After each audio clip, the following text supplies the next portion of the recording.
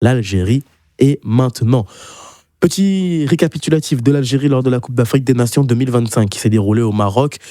Élimination en quart de finale de la compétition face au Nigeria, une défaite 2-0, une défaite cinglante, une bataille qui n'a pas vu le jour, tout simplement, car le Nigeria a tout simplement dominé les Fennecs de la tête et des épaules, que ce soit d'un point de vue technique, physique, tactique et mental.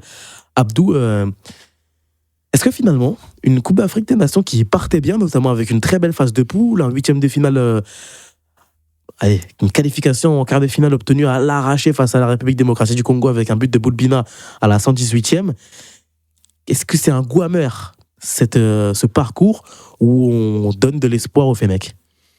Non, alors, je te dis ça d'un point de vue extérieur parce que je suis pas supporter de l'équipe d'Algérie. Donc on est journaliste. On est journaliste. Moi, je te dirais que il y aura pas de raison d'être amer. Forcément, t'as le goût de la déception. Tu rêvais de gagner la CAN au Maroc en tant que supporter algérien. C'est quand même un sacré trip, mine de rien, je pense. Mais maintenant, je pense que il y a quand même des choses où ils ont été rassurantes en marge du tournoi. Je sais pas si tu te rappelles de ce qu'on se disait. On se disait, attention, Riyad Mahrez, à quel niveau est-ce qu'il peut évoluer? Est-ce que ce groupe sera capable de répondre? On a pointé les nombreux problèmes qui jonchaient justement la sélection algérienne de football. Et finalement, ils ont fait une phase de poule parfaite. Alors après, la question autour de Riyad Mahrez, elle s'est vérifiée par la suite parce que face au Congo, c'était compliqué et face au Nigeria, il n'a pas existé. Mais tu me diras, c'est de son âge, ce qui peut totalement s'expliquer. Pour moi, il y a pas de raison. Il y a des raisons d'être enthousiaste parce que tu as des jeunes pousses qui arrivent et qui ont performé. Je pense à Ibrahim Maza, forcément. Mazadona, comme on le surnomme. Je pense à mon petit chouchou, Hadj Moussa, forcément. Enfin, il y a plein de promesses. Il y a même Boulbina, qui arrive aussi, qui est capable en sortie de banc ou même en tant que titulaire, de mettre le feu sur son côté gauche aussi. Donc, l'Algérie, il y a quand même de très belles promesses. Il y a le milieu aussi, Abdelli, qui a été très, très bon, je trouve. De façon globale, je trouve que cette équipe-là, il n'y a qu'un seul vrai point à régler, c'est la défense. Comment est-ce que tu vas renouveler surtout ta charnière centrale avec les très vieillissants et Ben Sebaini. C'est ça. Comment est-ce que tu vas régénérer tout ça? C'est la grande question côté Algérie, justement. Est-ce que la formation est au niveau et au rendez-vous pour justement avoir peut-être une charnière très prometteuse et pourquoi pas avoir des jeunes pousses dès cette Coupe du Monde faire montrer le bout de leur nez, tout simplement. C'est plein de questions comme ça, mais au global, je te dirais que mon constat, il est plutôt enthousiasmant pour l'Algérie. Timothée, est-ce que toi aussi tu partages le même enthousiasme que Abdou ou tu as un peu plus de retenue par rapport à l'avenir des Fennecs, notamment avec l'horizon Coupe du Monde 2026? Pour moi, il va falloir bosser quand même parce que tout n'a pas été parfait. Et quand tu vois le quart de finale, quand tu vois le quart de finale face au Nigeria, tu te dis qu'il y a quand même beaucoup d'axes d'amélioration, que ce soit pour Vladimir Petkovic en tant que coach et dans sa capacité à faire les bons choix dans les moments cruciaux. Et aussi au niveau du groupe, peut-être certains joueurs qui doivent step up à certains moments. Et globalement, c'est quand même enthousiasmant. Il faut quand même qu'on se rappelle ce qu'on se disait en off et dans d'autres émissions à l'entame de cette CAN. On était quand même assez pessimiste quant à une possibilité de performer pour l'Algérie. Au final, c'est la seule équipe du tournoi avec le Nigeria qui fait 9 sur 9. Ouais. Et même dans le jeu, ils nous ont montré quand même de belles choses, notamment en phase de poule. Contre le Congo, c'est un petit peu plus compliqué, mais c'est aussi parce que tu as un adversaire de très très haut niveau. Donc non, il y a quand même des motifs d'espoir, des motifs encourageants, je trouve. Mais il ne faut pas se reposer que sur ça. Il faut vraiment se dire que le plus dur reste à venir. Il faut confirmer que tu es capable, sur plusieurs tournois et sur plusieurs années, d'être une équipe qui compte à nouveau en Afrique, dans la plus grande scène du monde aussi, parce que ça fait quand même, mine de rien, 12 ans que l'Algérie n'a pas joué à la Coupe du Monde. On se rappelle justement que c'était l'une des sensations de leur dernière participation au Mondial 2014.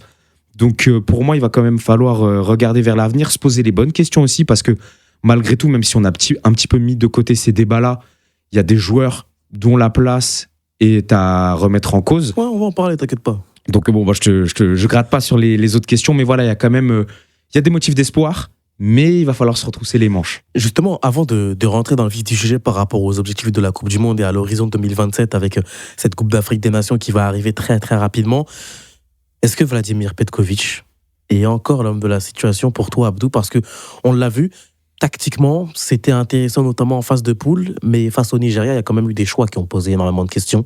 Tactiquement, il a été battu. Avoir titularisé certains joueurs, notamment Rami Zerouki, était-ce la bonne idée à certains moments? Est-ce que pour toi, c'est encore l'homme de la situation? C'est une bonne question, ça. Pour moi, je te dirais oui quand même, parce que il faut pas tout jeter à la poubelle sur cette CAN-là. Alors, l'élimination contre le Nigeria, elle est douloureuse. mais il faut voir aussi contre quel Nigeria t'as perdu. Tu parles du Nigeria d'Eric Sekouchel, donc une équipe qui a un jeu léché, qui joue très très bien, qui avait, pour moi, à mon sens, le meilleur joueur du tournoi en la personne d'Ademola Lookman, un Osimhen qui était en feu aussi, Akor Adams qui a fait beaucoup de mal aussi, au milieu aussi, ils avaient quand même de gros arguments, Et ils avaient Iwobi entre autres, donc ils n'ont pas perdu contre n'importe qui. Dit aussi. C'est ça aussi qu'il faut mettre en perspective, et sachant que le Nigeria est aussi en reconstruction, donc comme quoi, et eux n'iront pas à la Coupe du Monde, au passage. Donc quand tu es algérien, tu vois tout ça, tu te dis ok, Petkovic s'est trompé dans le choix des rookies, mais est-ce qu'il pouvait faire autrement? Ça, c'est une question que je laisse aux Algériens d'y répondre. Mais ouais, pour moi, il y a des motifs d'espoir. Et j'irais même plus loin en te disant, cette Algérie-là, si elle arrive à prendre le meilleur de cette dernière CAN, et je pense qu'ils peuvent vraiment faire quelque chose de concret à la Coupe du Monde. Justement, quel enseignement positif doit tirer les Fennecs par rapport à cette Coupe d'Afrique des Nations-là, les utiliser, les améliorer pour adapter la recette et avoir la recette idéale pour amorcer cette Coupe du Monde 2026? Bah déjà, tu as une jeunesse qui a été performante, qui est symbolisée bien évidemment par les bons matchs et les bonnes entrées d'un Ibrahim Maza, par exemple. Fares Chaibi, Boulbina aussi, qui a été excellent. Belgali qui a été intéressant. Belgali qui a été très intéressant, le joueur du Hellas Vérone. Tu as aussi, pourquoi pas, en défense centrale, justement, parce que c'est un des axes sur lesquels il va peut-être falloir un léger remaniement. Un Zinedine Belaïd qui a fait un très bon 3e match de phase de poule face à la Guinée équatoriale, qui a même été buteur lors de la rencontre. Donc j'ai envie de te dire, déjà, la jeunesse, tu as une génération qui arrive qui est quand même intéressante et prometteuse, j'ai envie de te dire, parce que justement, on parle de cadre vieillissant, mais la génération qui est censée prendre la relève m'a l'air vraiment, vraiment au niveau. Il y a quand même eu une bonne gestion du groupe. Je trouve que Vladimir Petkovic, à part évidemment face au Nigeria où il s'est complètement trompé, et ce dès sa compo de départ, a quand même plutôt bien fait tourner son effectif sur les 4 premières rencontres de la compétition et a su faire entrer les bons joueurs au bon moment. Abdelli et Boulbina sont des entrants qui sont impliqués directement sur l'action du but qui te permet de te qualifier face à la RD Congo directement pour les quarts de finale. Donc je pense que c'est quand même des points positifs. Après voilà, il y a d'autres enseignements un petit peu plus négatifs, en tout cas voilà, des choses qui ont moins bien fonctionné sur lesquelles il va falloir bosser. Mais globalement, non, c'est quand même, je trouve, assez encourageant de la part de l'Algérie. Il faudra bien évidemment confirmer ça déjà en emmenant le bon groupe sur le continent américain là dans quelques mois et en faisant les bons choix dans les moments cruciaux. Mais globalement, l'Algérie a quand même, je pense, de belles années devant elle. Abdou, maintenant, par rapport à l'Algérie, quels sont les enseignements à tirer d'un point de vue négatif, à résorber, à avoir effacé pour réellement faire une grosse Coupe du Monde? La profondeur d'effectifs. On a parlé de Zerouki, c'était un choix par défaut, je pense, de Vladimir Petkovic.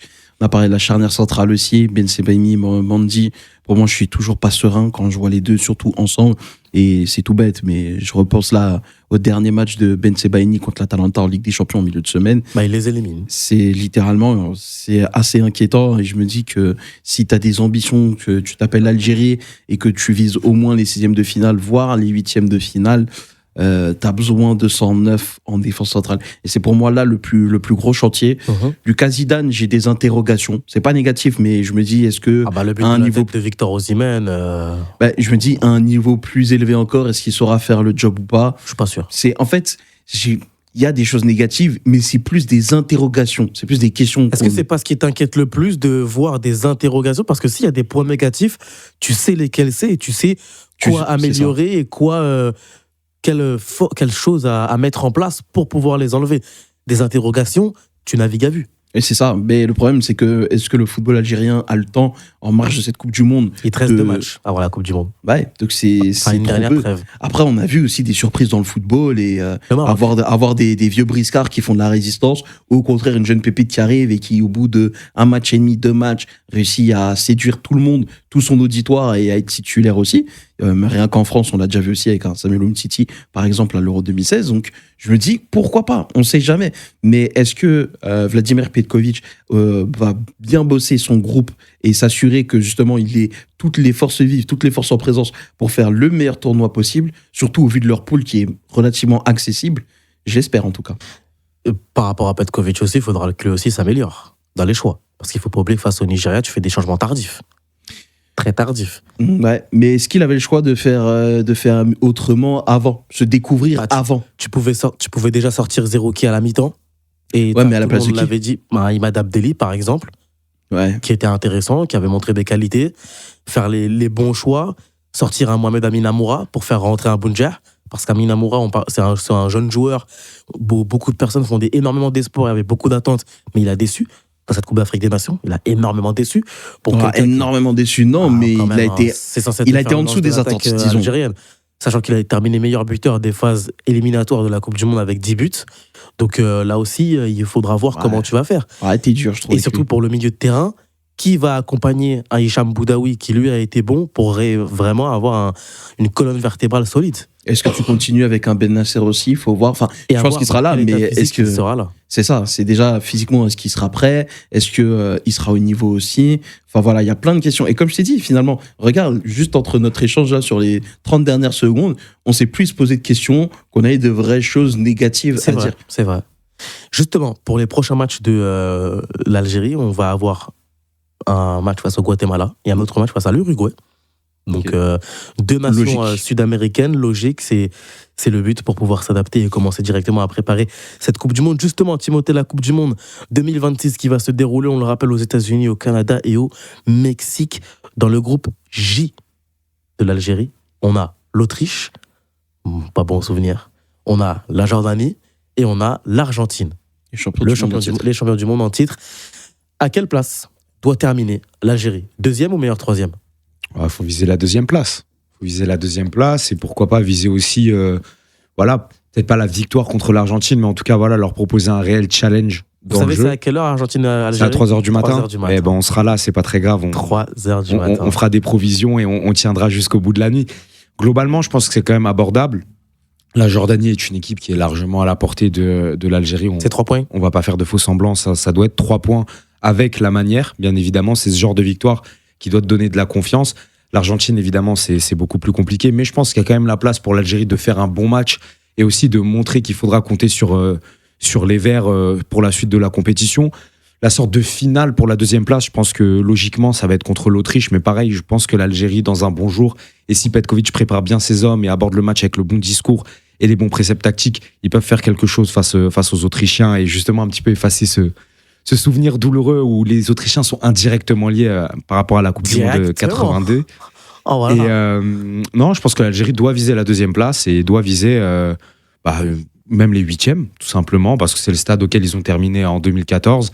Et ils avaient montré il y a 12 ans qu'ils étaient même capables d'aller un petit peu plus loin dans la compétition, de challenger des équipes comme l'Allemagne. Donc ça me paraît pas impossible pour l'Algérie de viser la deuxième place.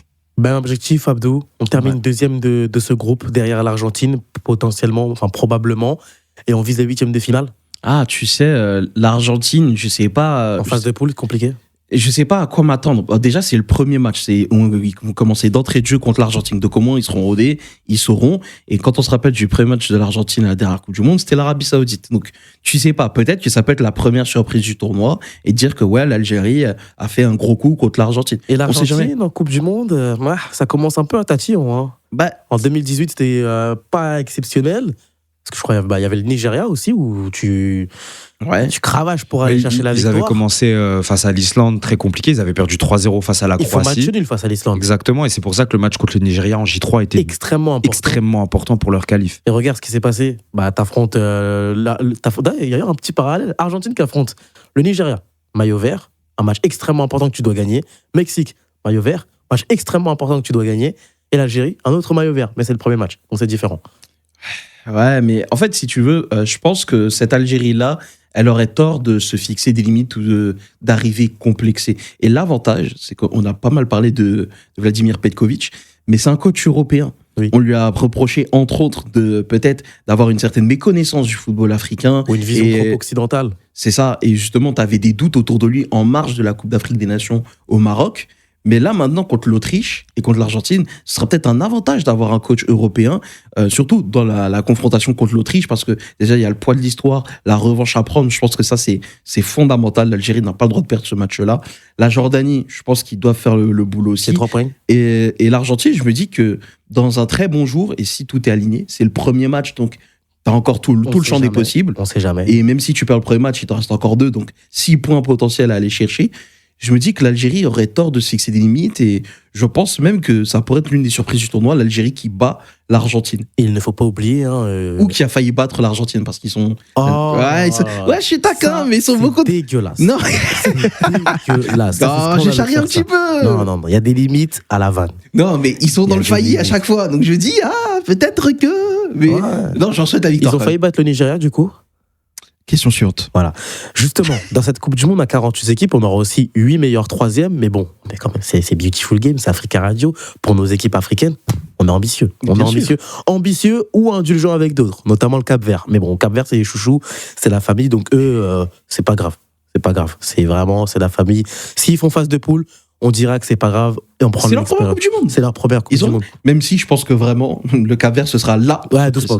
Non, Mais je te connais. Non, tranquillement. Mais Non, t'inquiète pas. on te connaît. Dernière question, Timothée. Déjà, l'Algérie est revenue sur la carte, en Afrique, sur le continent africain, avec ce quart de finale. Donc, on revient top 8 du continent. Qu'est-ce qu'il faut viser pour 2027 ? Horizon 2027 et aller sur un horizon de 2027 à 2032, donc un horizon des 5 prochaines années. Qu'est-ce qui doit se passer pour l'Algérie ? Déjà, pour la prochaine Coupe d'Afrique des Nations, je pense que tu dois viser le dernier carré. Ok. Je te dis pas qu'ils vont l'atteindre, mais ça doit être un objectif. Évidemment, s'ils arrivent à l'atteindre, une fois que tu es en demi, tu dois viser la victoire finale. Il reste 2 matchs, voilà, faut pas se poser trop de questions non plus. Et si on va jusqu'à 2032 en incluant la CAN 2032, je pense qu'ils doivent faire de la victoire d'une CAN. Il va y avoir une étoile sur les 5 ans ? Ça doit faire partie de l'objectif. Après, voilà, c'est toujours compliqué. On ne sait pas quelle équipe peut éclore, comment ça peut se passer, quel scénario il peut y avoir. Mais en tout cas, d'ici 2032, et j'inclus donc la CAN 2032, donc ça te fait 3 CAN, l'Algérie doit en remporter une. En tout cas, en faire un objectif vraiment concret, sachant que tu auras aussi la Coupe du Monde 2030, à laquelle l'Algérie doit, selon moi, participer. Pareil, Abdou, on rajoute une nouvelle étoile sur l'horizon des 5-10 prochaines années pour l'Algérie ? Ouais, j'irai pas sur ça parce que c'est beaucoup trop impronosticable pour moi. Pour moi, c'est plus facile de pronostiquer une Coupe du Monde qu'une Coupe d'Afrique des Nations. Oui, ça c'est sûr. Donc à partir de là, je te dirais plus que l'Algérie ait une deuxième qualification consécutive au mondial déjà, qui continue de progresser tranquillement. Mais je pense que le meilleur objectif pour l'Algérie, c'est de ne pas en avoir. Parce que justement, ils ont navigué à vue sur les 2-3 dernières. Sky is the limit. Peut-être pas jusque-là. Ah, ok. Mais l'idée, c'est de se dire, ils sont arrivés à cette CAN-là au Maroc, on savait pas trop comment les jauger, ni à quoi s'attendre avec eux. Et finalement, c'est là où ils ont agréablement surpris. Donc je pense que l'Algérie aurait raison de continuer comme ça. Ça veut pas dire qu'ils doivent pas avoir d'ambition. Ça dit juste que si tu as des intentions ou des objectifs, ça ne sert à rien de les déclarer aux yeux du monde. Juste fais ce que tu as à faire, fais tes tournois, et après on va voir où ça mène. Continue de régénérer ton effectif, de le renouveler aussi, parce qu'il y a des joueurs qui sont vieillissants. Déjà là, après le mondial, je pense qu'il y a au moins un Riyad Mahrez qui a peut-être arrêté. En tout cas, je sais pas, mais peut-être. Donc là, tu vas voir après comment est-ce que un Mohamed Amin Amoura prend en épaisseur, est-ce qu'un Ibrahim Maza prend en épaisseur aussi. Ça va être ça, en fait. Ça va être plus des focus individuels à droite, à gauche. Et à la fin de la journée, tu te diras, OK, l'Algérie, là, au vu de ces individualités-là et de ce jeu prôné-là, est capable d'aller chercher ce type de résultats. Mais là, à l'instant T, je me dirais, le meilleur truc à faire pour les Algériens, c'est de ne pas avoir d'objectif.